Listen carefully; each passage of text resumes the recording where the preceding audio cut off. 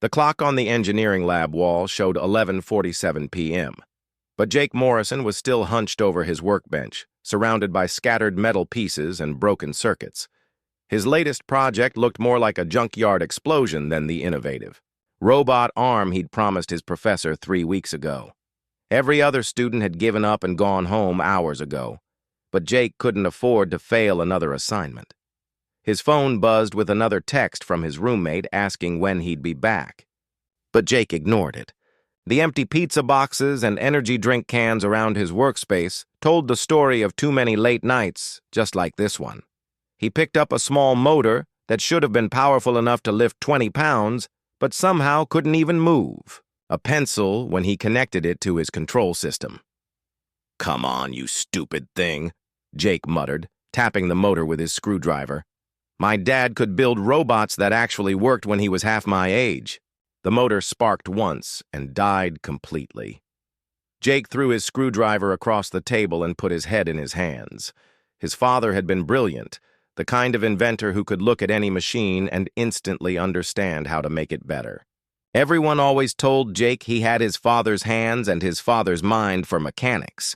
If that was true, why did everything he touched seem to break? That's when he heard the soft humming from across the lab. Jake looked up and saw someone working at the Advanced Electronics Station, the area usually reserved for graduate students and professors. The person wore a dark hoodie pulled up completely, focused on something that glowed with a strange blue light.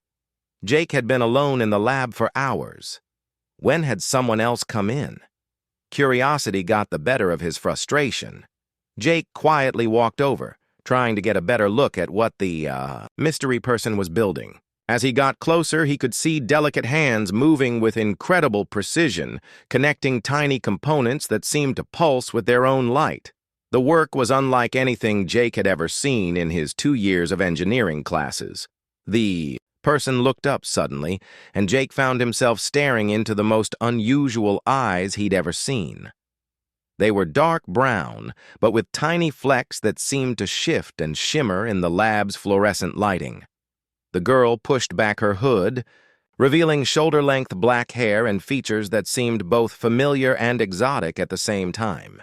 "Oh," she said, quickly covering the glowing device with her hands. "I didn't know anyone else was here." "Sorry," Jake said, realizing he'd been staring. "I was just working on my project and heard something. I'm Jake, by the way. I don't think we've met."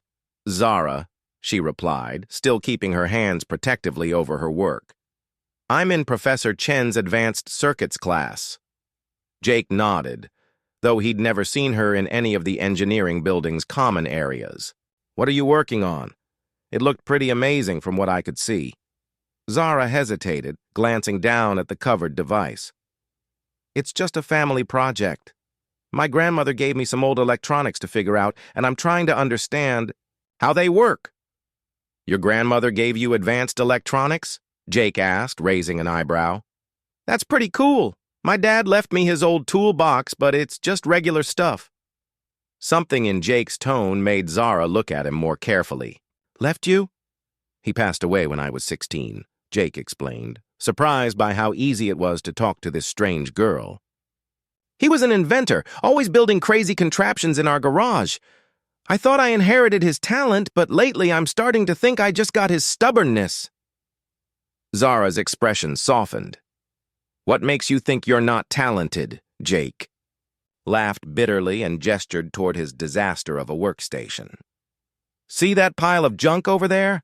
That's supposed to be a robotic arm. I've been working on it for weeks, and it can't even pick up a paperclip. Meanwhile, you're over here working with technology that looks like it belongs in a science fiction movie."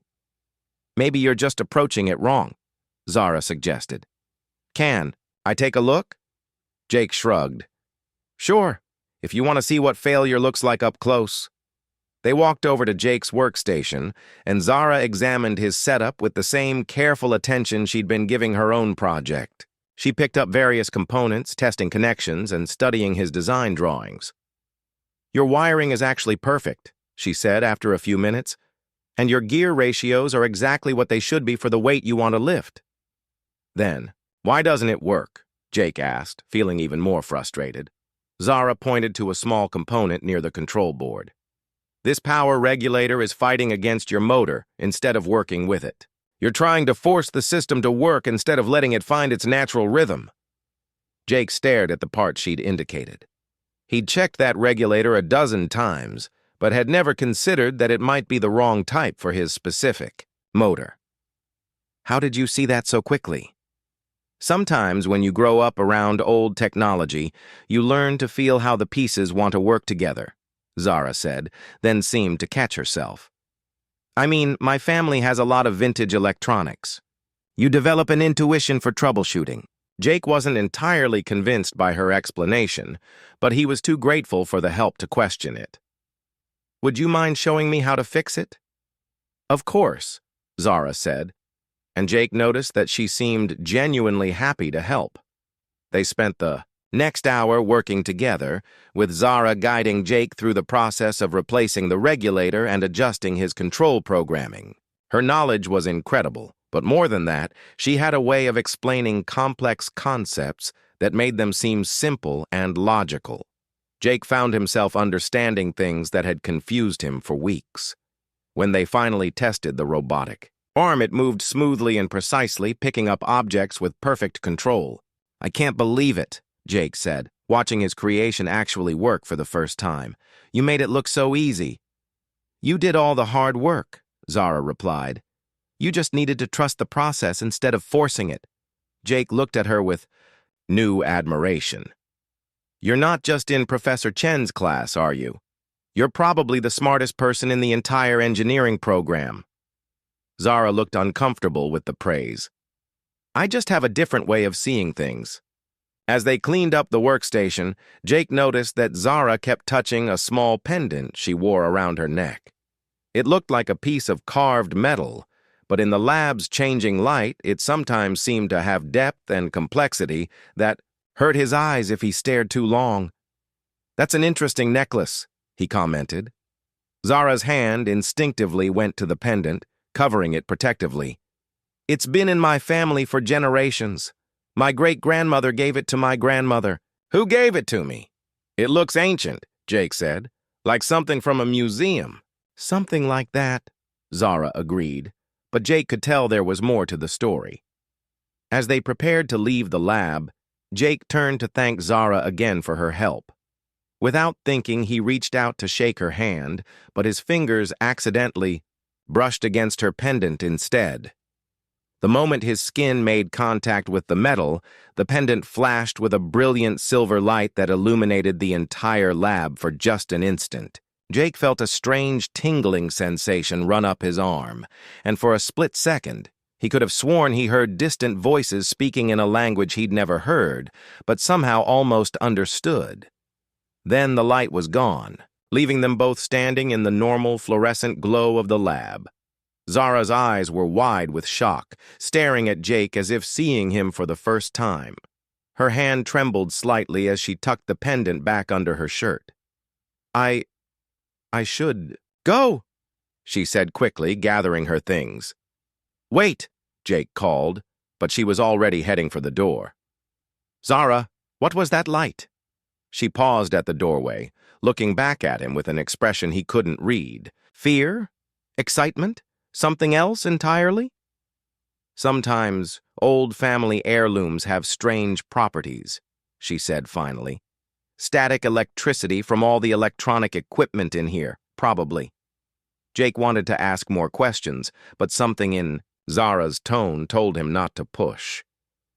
Will I see you around campus? Maybe, Zara said softly. If you're lucky. And then she was gone, leaving Jake alone in the lab with a perfectly functioning robot arm and 100 new questions about the mysterious girl who had appeared just when he needed help the most. He looked down at his hand, the one that had touched her pendant.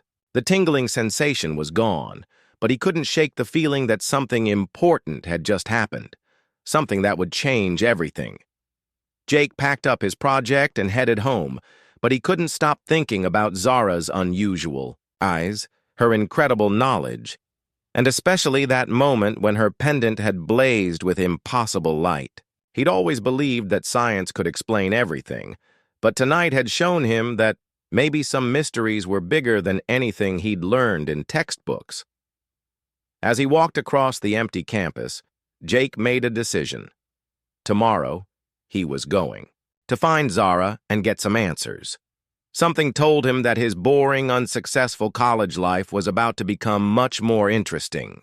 Jake couldn't focus on anything for the next 3 days. His professors' voices faded into background noise as his mind kept replaying that moment when Zara's pendant had blazed with light. He'd tried to convince himself it was just static electricity or some kind of optical illusion, but deep down, he knew he'd witnessed something impossible. He searched for Zara everywhere on campus: the library, the student union, even Professor Chen's advanced circuits class, though he had to peek through the door window since he wasn't enrolled. She seemed to have vanished completely, like she'd never existed at all. On Thursday evening, Jake was walking back to his dorm when he spotted a familiar figure sitting alone under one of the oak trees near the science building. Zara was there, staring up at the stars with that same intense focus she'd shown while working on her mysterious device. "I've been looking for you," Jake called out as he approached. Zara turned, and for a moment, Jake thought she might run again. Instead, she just sighed and patted the grass beside her. "I figured you would be," she said quietly. "You don't seem like the type to let mysteries go unsolved." Jake sat down next to her, careful not to get too close. "I can't stop thinking about what happened in the lab. That light from your pendant, it wasn't normal." "Define normal," Zara said with a small smile that didn't reach her eyes. "Come on, Zara. I'm an engineering student. I understand electronics, physics, all that stuff. What I saw defied every law of science I know." Zara was quiet for a long moment, pulling blades of grass between her fingers. "What if I told you that your science textbooks don't contain everything there is to know about the universe?" "I'd say that's probably true," Jake admitted. "But I'd also say that mysterious glowing jewelry usually has a reasonable explanation." "Usually," Zara agreed, "but not always." Jake studied her profile in the moonlight. There was something about Zara that had fascinated him from the moment they met. And it wasn't just her incredible knowledge of technology. She carried herself like someone much older, like she'd seen things that most college students couldn't even imagine. "Will you show me your apartment?" Jake asked suddenly. Zara looked surprised. "Why would you want to see where I live?" "You said that pendant was a family heirloom. You mentioned your grandmother gave you old electronics to figure out. I want to understand what kind of family you come from." After what felt like an eternity, Zara stood up and brushed the grass from her jeans. "Okay, but Jake, once I show you some things, you can't unknow them. Your life might get a lot more complicated." "My life is already complicated," Jake replied. "At least this way, it might be interesting too."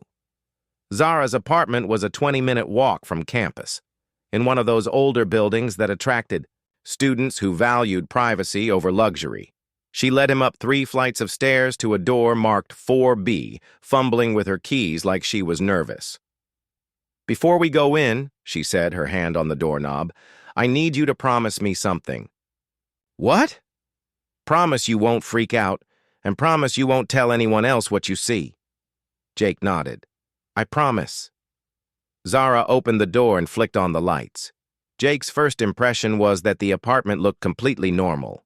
A small kitchen, a couch with colorful throw pillows, textbooks stacked on a coffee table, even a few houseplants by the windows. It could have belonged to any college student.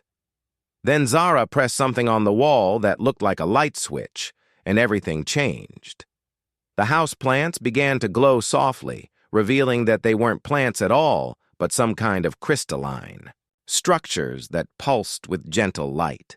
The textbooks on the coffee table flickered and transformed, showing symbols and diagrams that definitely weren't from any earthly university. Even the throw pillows shimmered and became something that looked more like liquid metal than fabric. "Okay," Jake said slowly, trying to process what he was seeing. This is definitely not normal. Holographic camouflage, Zara explained, watching his reaction carefully. It makes everything look ordinary to casual visitors.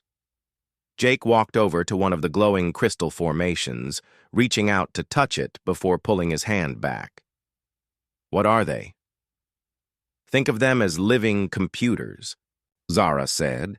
They store information and help with complex calculations. Where did you get them? They're from home. Jake turned to face her. And where exactly is home? Instead of answering directly, Zara walked over to what had appeared to be a bookshelf. She touched a section of it, and a hidden panel slid open, revealing something that made Jake's breath catch in his throat. It was a suit of armor, but unlike anything he'd ever seen in museums or movies. The metal seemed to flow like water while remaining perfectly solid. Patterns of silver and blue traced across its surface, and Jake could swear he saw tiny lights moving along the intricate designs like living circuits. This belonged to my great-grandmother, Zara said softly. It's been in my family for over 200 years. Jake stepped closer, mesmerized by the craftsmanship. The armor was beautiful, but there was also something powerful about it, something that made the air around it feel charged with energy. It's incredible, he whispered. The metalwork, the design, I've never seen anything like it. What culture created armor like this? Zara touched the pendant around her neck, the same pendant that had glowed when Jake brushed against it.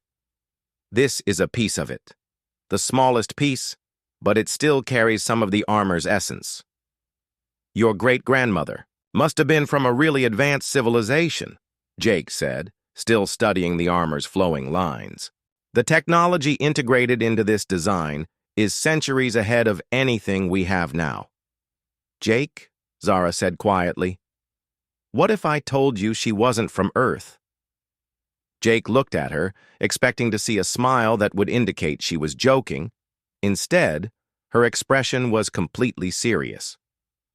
That's impossible, he said automatically. Is it? You've seen my pendant glow. You're looking at technology that shouldn't exist according to your science books. You've watched me solve engineering problems that have been stumping you for weeks.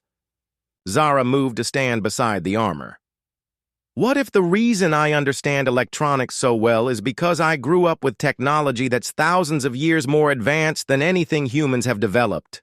Jake felt like the floor was shifting under his feet. You're saying you're not from around here? Zara finished. My people have been visiting Earth for centuries. Some of us even live here now, blending in, learning about human culture. But you look completely human. We're very similar species, Zara explained. Close enough that we can blend in easily, especially with a little help from technology. Jake stared at her, trying to process everything. The girl he'd been attracted to, the person who'd helped him fix his project and made him feel like maybe he wasn't a complete failure as an engineer, was telling him she was from another world. Prove it, he said finally. Zara held out her hand, palm up. Jake watched as her skin seemed to shimmer, and suddenly, instead of a normal human hand, she was showing him something that looked like living metal and light. Her fingers moved, but they bent and flowed in ways that human joints never could. Then she closed her hand into a fist, concentrated for a moment, and opened it again to reveal a perfectly normal human hand. Biomimetic adaptation, she said simply. We can adjust our appearance to match the local population. Jake sat down heavily on her couch, which felt reassuringly normal even though he knew it was probably made of some kind of alien material. This is insane, he muttered. I'm talking to someone from another planet. This morning I was worried about passing my thermodynamics exam, and now I'm having a conversation about alien technology. I know it's a lot, Zara said, sitting down beside him. I wasn't supposed to tell you any of this. My people have strict rules about revealing ourselves to humans. Then why did you? Zara looked down at her hands. Because when you touched my pendant, It reacted to you. That's never happened before, not with any human I've met. What does that mean? I don't know, Zara admitted. But my great-grandmother always told stories about the old days, when some humans and some of my people worked together. She said the armor was created for partnerships between our species. Jake looked back at the armor, seeing it with new eyes. You think I might be compatible with it somehow. There's only one way to find out. You want me to try it on?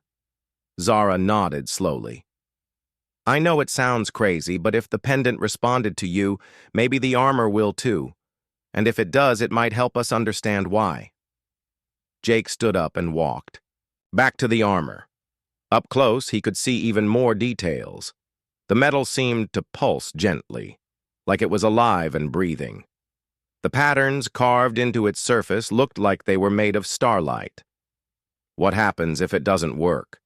He asked.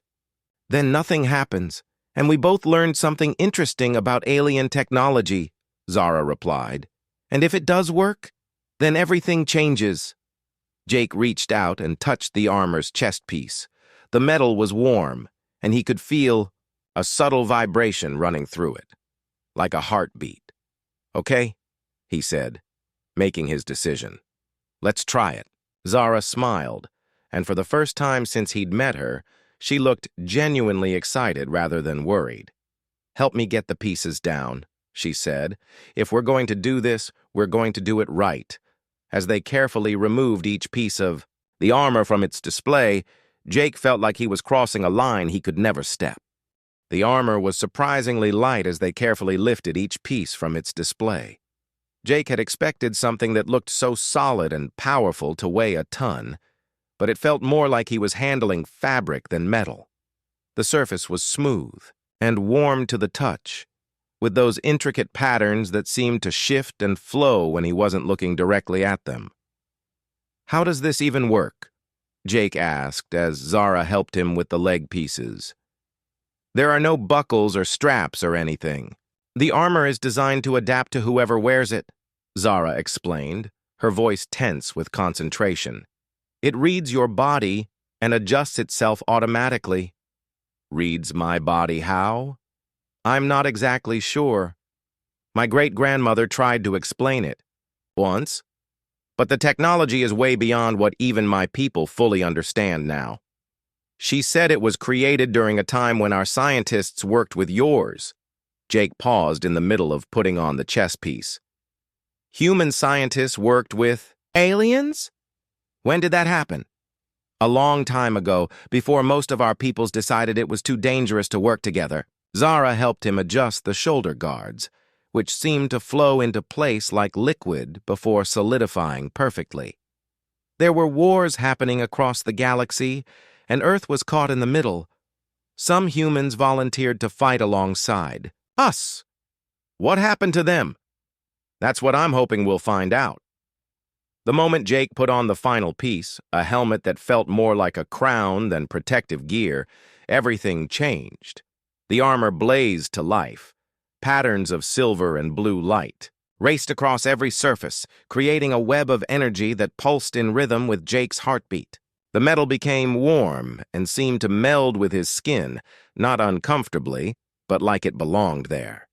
He felt the armor's weight distribute perfectly across his body, making him feel stronger and more balanced than he'd ever felt in his life. But that was nothing compared to what happened in his mind. Images flooded Jake's consciousness like someone had opened a dam. He saw stars he'd never seen before, worlds with purple skies and silver oceans. He witnessed massive ships moving through space, some familiar in design, others completely alien. And everywhere he saw humans and beings like Zara fighting side by side against something dark and terrible. Jake! Zara's voice seemed to come from very far away. Jake! Can you hear me? He tried to answer, but his mouth wouldn't work. The visions were too intense, too real. He was experiencing memories that weren't his own, seeing through the eyes of someone who had worn this armor decades ago. A human man named David Chen stood on the bridge of a starship, wearing the same armor Jake now wore. He was giving orders to a mixed crew of humans and aliens, coordinating an attack against enemy ships that looked like they were made of living shadow. The armor translated languages instantly, allowing David to communicate perfectly with his alien allies. Then the scene shifted, and Jake was seeing through different eyes. A woman named Lisa Rodriguez used the armor's enhanced strength to lift debris off trapped civilians during a battle on a world that definitely wasn't Earth. The armor's defensive systems deflected energy blasts that would have killed her instantly. Another shift. A young man named Kevin Park worked alongside Zara's great-grandmother in a laboratory, using the armor's integrated technology to develop new weapons that could hurt the shadow-like enemies. The armor amplified his natural intelligence, letting him understand alien science as easily as his own. "The memories," Jake gasped, finally finding his voice. "I can see them. The people who wore this before me." "What are you seeing?" Zara asked. "Urgently. Humans fighting in space. Working with your people against something that looks like living darkness." Jake's vision cleared enough to see Zara's worried face. "There was a whole program, wasn't there? Humans who partnered with aliens." "The Guardian program," Zara confirmed. "It ended 50 years ago when the war was won. Most people on both sides thought it was too dangerous to continue." Jake felt the armor systems fully activate. Information flowed through his mind, but now it felt organized rather than overwhelming. He understood that the armor wasn't just protection or a weapon. It was a bridge between human intuition and alien technology, designed to create partnerships that were stronger than either species could manage alone. "Zara," he said, his voice sounding different through the armor's vocal systems. "Something's wrong. I'm getting alerts." "What kind of alerts?" "The armor is detecting hostile signals nearby, multiple sources closing in on this location." Zara's eyes went wide. "That's impossible. No one knows where I live." The armor disagrees. Jake was amazed by how natural it felt to access the armor's sensors. "It's showing me heat signatures surrounding the building. At least 12 individuals, and they're not human." "How can you tell they're not human?" "Their body temperature is different, lower than normal human range." Jake turned to look at Zara. "Who else knows about you?" Before Zara could answer, her apartment lights flickered and went out. In the darkness, Jake could see Zara clearly, thanks to the armor's enhanced vision. But he could also see something else. Red dots of light were moving up the building's exterior walls. "We need to get out of here," Zara said, rushing to a panel on the wall and pulling out what looked like a small weapon. "Now." "Who are they?" Jake asked, moving toward the window. Through the armor's sensors, he could see figures in dark clothing scaling the building with equipment that definitely wasn't from any human military. "Probably my people's security forces," Zara said grimly. "The armor going active would have sent out a signal that every monitoring station in the area would detect." "Your own people are after us?" "They're not supposed to be after me, but wearing that armor changes everything. Some of my people think humans can't be trusted with our technology." A soft thud came from the roof above them, followed by several more. "They're on the roof," Jake said, the armor automatically tracking the heat signatures. "And more coming up the stairs." "Jake, I need you to listen carefully," Zara said, checking her weapon. "The armor you're wearing is incredibly powerful, but it's also incredibly dangerous if it falls into the wrong hands. Some of my people want to destroy it to make sure it's never used again. And the others want to capture you and study how it bonded with a human." The apartment door exploded inward, and figures in dark tactical gear poured through the opening. They moved faster than any human could move, and their weapons glowed with the same kind of energy Jake had seen in his visions. "Zara Velthani," one of them called out in a voice that sounded almost but not quite human. "You are in violation of cultural protection protocols. Surrender the human and the armor immediately." "The human has a name," Jake said, stepping protectively in front of Zara. "And I'm not surrendering anything to people who break into someone's home." The lead figure raised his weapon toward Jake. "The armor you wear belongs to our people. You have no right to it." "According to the memories I'm seeing, humans have just as much right to it as you do," Jake replied. "The armor's defensive systems. We're already analyzing the alien weapons, calculating optimal responses to various attack patterns. Those partnerships were ended for good reason," the alien said. "Humans are too aggressive, too unpredictable. The armor makes them dangerous."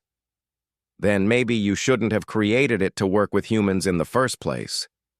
Jake felt the armor's weapon systems coming online, but he fought against the impulse to use them. These were Zara's people, and starting a fight would only make everything worse.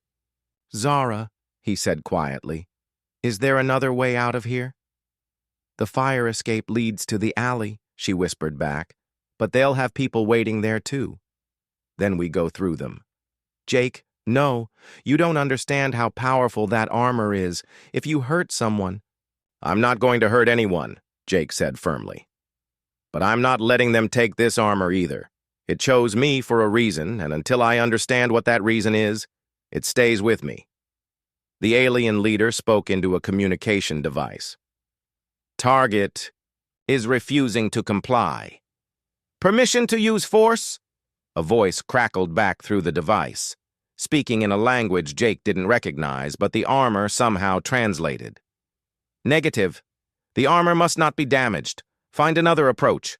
"There is no other approach," the leader replied. "The human won't listen to reason." "Then you'll have to try harder," the voice responded. "Commander Thex wants both the human and the armor intact." Jake felt something cold settle in his stomach. "Zara, who's Commander Thex?" "My supervisor," Zara said quietly. "And someone who's always believed humans are too dangerous to trust with advanced technology." The alien soldiers began to spread out, surrounding them. Jake could see through the armor's sensors that more were coming up the fire escape, and even more were taking positions in the neighboring buildings. "We're trapped," he said. "Not necessarily," Zara replied, touching her pendant. "Jake, do you trust me?" "With my life." "Good. Because what I'm about to do is either going to save us or get us both killed." Zara's pendant began to glow, brighter and brighter until it was almost blinding. The alien soldiers shouted warnings to each other and raised their weapons, but before they could fire, Zara grabbed Jake's armored hand. Together, they were going to fight TA. The moment Zara grabbed Jake's hand, the world exploded with light and energy. The armor's power combined with whatever technology was in Zara's pendant, creating a blast of force that sent the alien soldiers flying backward. Jake felt strength flow through his body like nothing he'd ever experienced. And suddenly he could see everything with perfect clarity. Time seemed to slow down as his enhanced senses took in every detail of their situation. The aliens were recovering quickly, raising their weapons with movements that were just slightly too fast and too coordinated to be human. Through the apartment windows, Jake could see more figures moving on nearby rooftops, surrounding the building, with military precision. "The window!" Zara shouted over the sound of alien voices barking orders. "We go through the window!" "That's a 4-story drop," Jake replied. But even as he said it, he knew the armor would protect him. "Trust the armor," Zara said, pulling him toward the window. "And trust me." Jake didn't hesitate. He grabbed Zara around the waist and crashed through the window in a shower of glass and metal. The armor's defensive systems activated automatically, creating a shield of energy that deflected the worst of the debris. They fell toward the alley below, but the armor's systems engaged some kind of anti-gravity field that slowed their descent to a manageable speed. They landed hard, but safely, in the narrow alley behind Zara's building. Jake's enhanced hearing picked up the sound of alien soldiers rappelling down the building's exterior walls, moving to cut off their escape routes. "This way," Zara said, leading him deeper into the alley system that connected several blocks of old apartment buildings. As they ran, Jake's mind was processing information at an incredible rate. The armor was feeding him tactical data, showing him the positions of their pursuers, predicting their likely movements, and calculating the best escape routes. But more than that, he was beginning to understand the true nature of what was happening. "Zara," he said as they paused at the intersection of two alleys, "these aren't just your people's security forces, are they?" "What do you mean?" Jake pointed to a heat signature the armor was tracking on a nearby rooftop. "That one there has a completely different body temperature than the others. And look at how they're moving. Some of them are using your people's technology, but others are using something else entirely." Zara followed his gaze and her face went pale. "You're right. Jake, I think we've got bigger problems than I thought." "Like what?" "Like the fact that some of those soldiers aren't from my people at all." Zara pulled out a small device that looked like a combination smartphone and scanner. "According to this, there are at least 3 different alien species tracking us right now." A chill ran down Jake's spine. "Why would other alien species care about your family's armor?" "Because it's not just my family's armor," Zara said grimly. "It's one of the last surviving pieces of Guardian technology.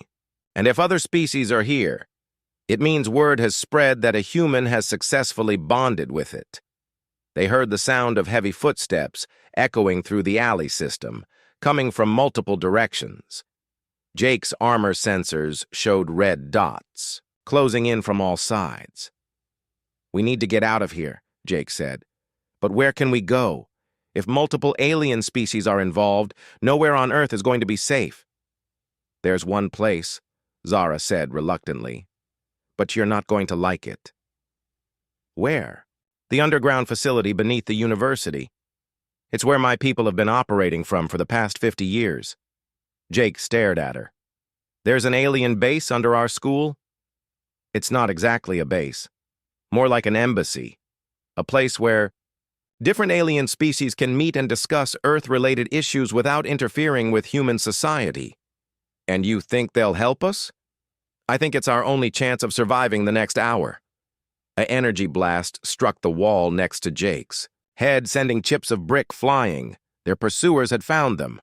"Decision time," Zara said, grabbing his hand again.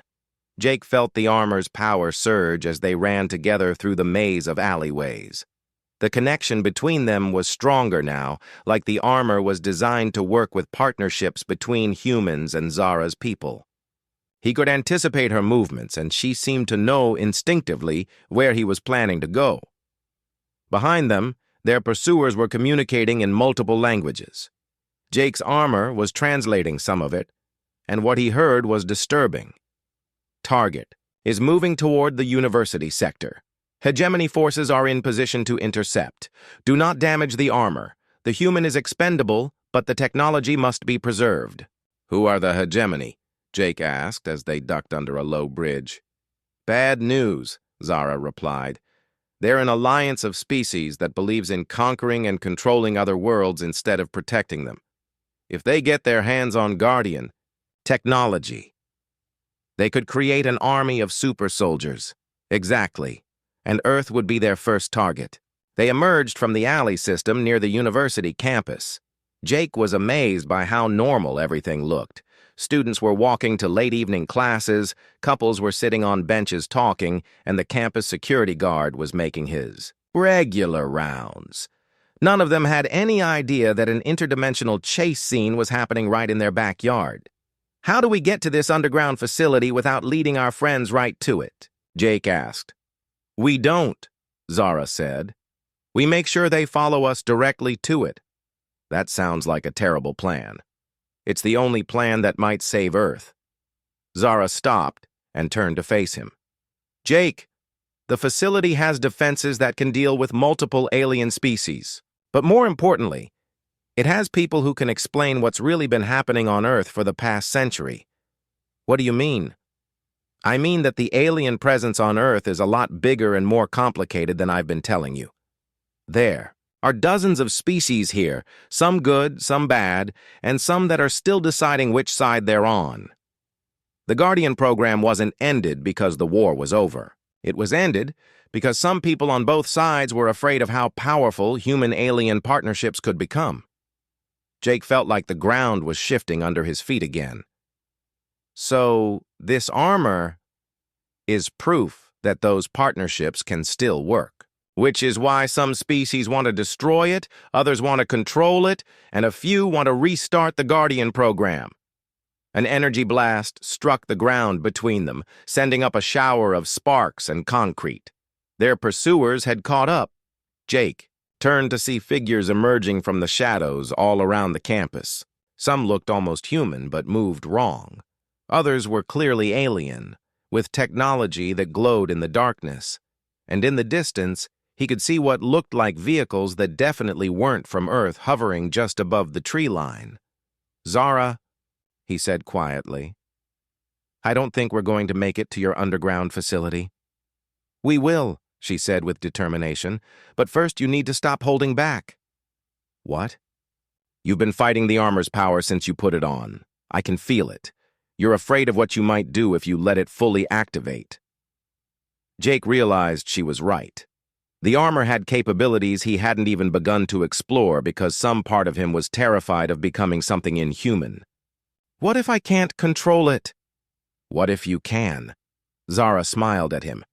"Jake, the armor didn't choose you by accident. It bonded with you because you have something that previous wearers had, something that makes humans perfect partners for my people."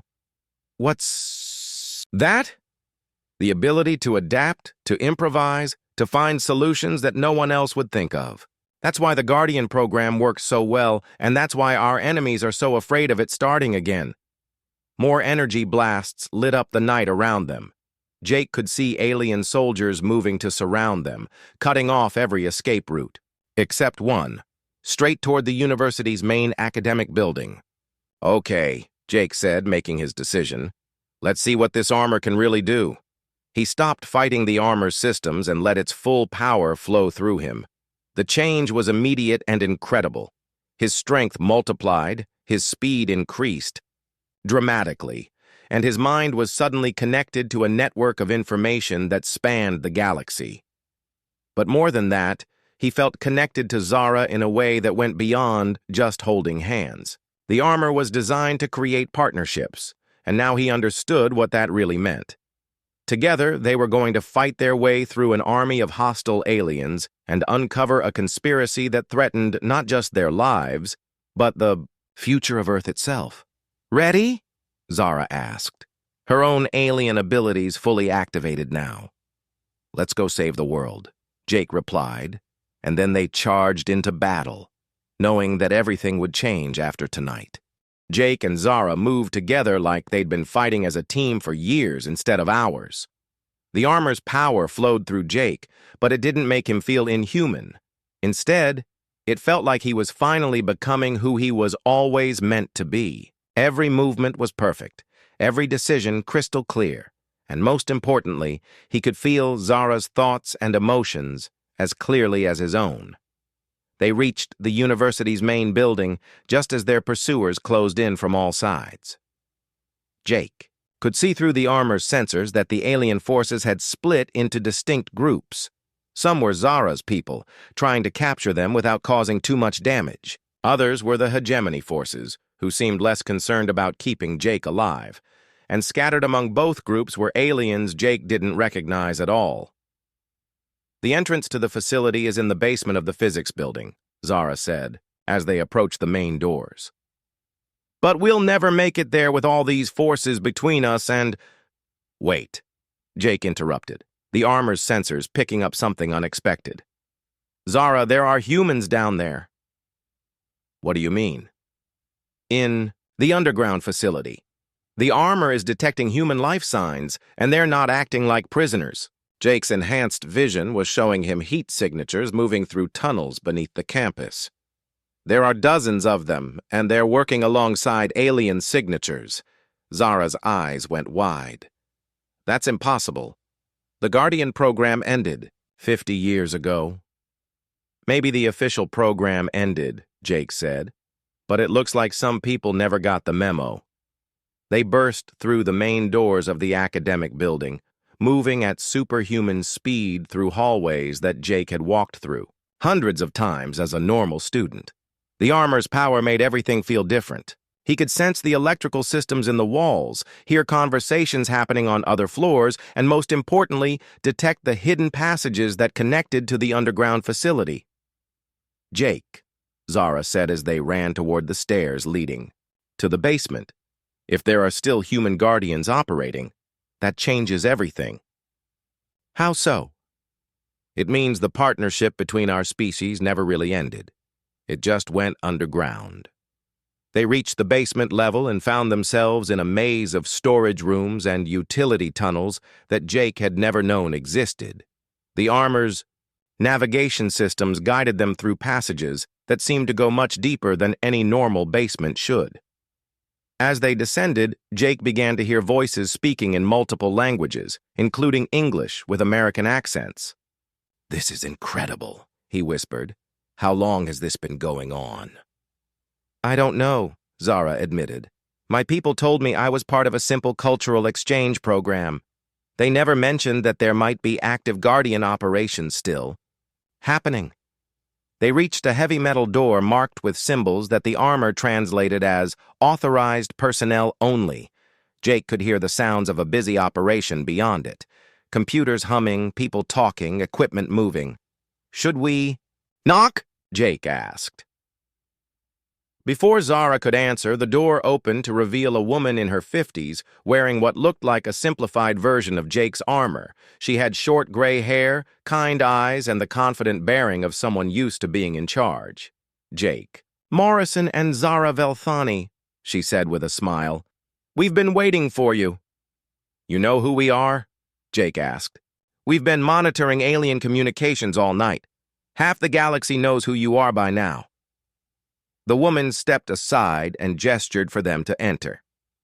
"I'm Commander Patricia Wong, and welcome to Guardian Operations." Jake and Zara stepped through the doorway and found themselves in a command center that looked like something from a science fiction movie.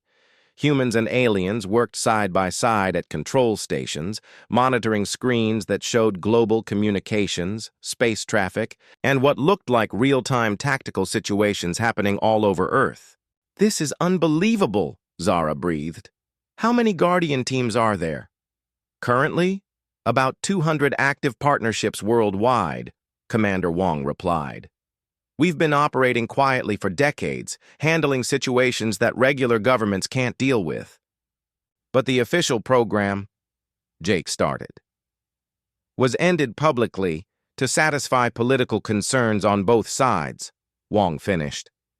"But those of us who believed in the partnership knew that Earth would still need protection. So we went underground." Younger man approached them, wearing armor similar to Jake's but in different colors. He looked to be about Jake's age, with the easy confidence that came from years of training. "I'm Ryan Torres," he said, extending his hand. "My partner, Kes, and I have been working together for 3 years now." A being that looked like Zara but with silver skin and glowing blue eyes nodded politely. "It's an honor to meet the human, who bonded with an ancestral armor without any training." Jake shook Ryan's hand, amazed by how normal this all seemed to everyone else. "How many people know about this?" "More than you'd think, fewer than we'd like," Commander Wong said. "We work with select individuals in various governments, but most of Earth's population has no idea we exist." "And that works?" Zara asked. "It has to work," Wong replied, "because the alternative is global panic followed by interplanetary war." An alarm began blaring throughout the facility, and red lights started flashing. Wong immediately moved to a central control station where information was streaming across multiple screens. "Report," she called out. "Hegemony forces have breached the campus perimeter," a technician announced. "They're conducting a full-scale search operation, and they're not being subtle about it." "What does that mean?" Jake asked. "It means they've decided that recovering Guardian technology is worth risking exposure to the general human population," Wong said grimly, "and that means Earth just became a battlefield." Through the facility's screens, Jake could see what was happening on the surface.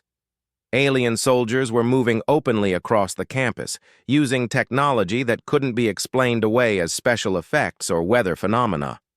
Students were running in panic.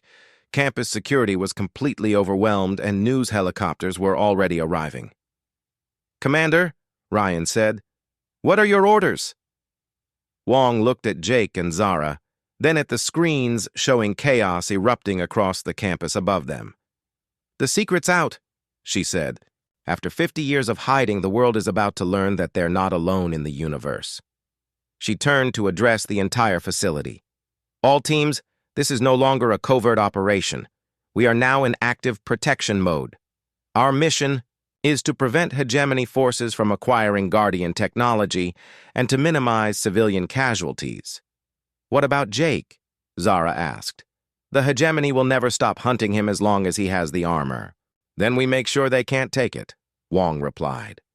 "Jake, how do you feel about becoming Earth's newest official Guardian?"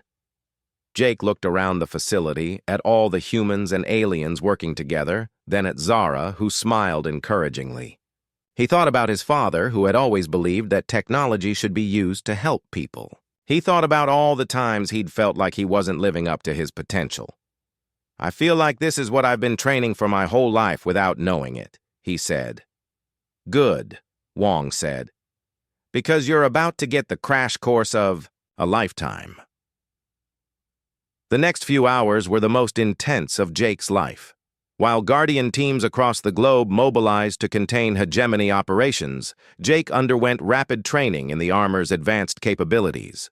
He learned that his bond with the armor was stronger than anything the Guardians had seen in decades, and that his partnership with Zara had unlocked abilities that neither humans nor aliens had achieved alone. By dawn, the immediate crisis was over.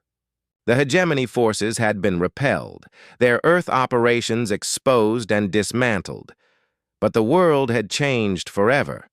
Humanity now knew they weren't alone, and after the initial panic, most people seemed surprisingly ready to accept their new reality. Jake stood on the surface, watching the sunrise over a campus that looked normal again despite everything that had happened. Zara stood beside him, no longer hiding her true appearance. Around them, Guardian teams were helping confused students and faculty understand what they had witnessed. "So, what happens now?" Jake asked. "Now we build something new," Zara replied. "A world where humans and aliens work together openly instead of hiding in the shadows." "And us?" Zara smiled and took his hand. The armor's energy flowed between them, stronger than ever. "We're partners," she said.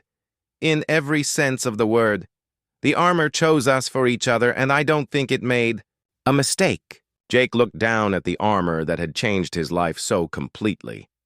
It no longer felt like something foreign attached to his body. It felt like part of him, like it had always been part of him. "You know," he said, "a week ago my biggest worry was passing my engineering classes. And now I'm worried about protecting an entire planet, but somehow that feels easier than differential equations." Zara laughed, and the sound was the most beautiful thing Jake had ever heard. "Come on, Guardian," she said. "Commander Wong says there are other hegemony cells operating around the world. We have work to do." As they walked back toward the facility entrance, Jake felt something he'd never experienced before. Complete certainty about his purpose in life. He was exactly where he belonged, with exactly the right person, doing exactly what he was meant to do.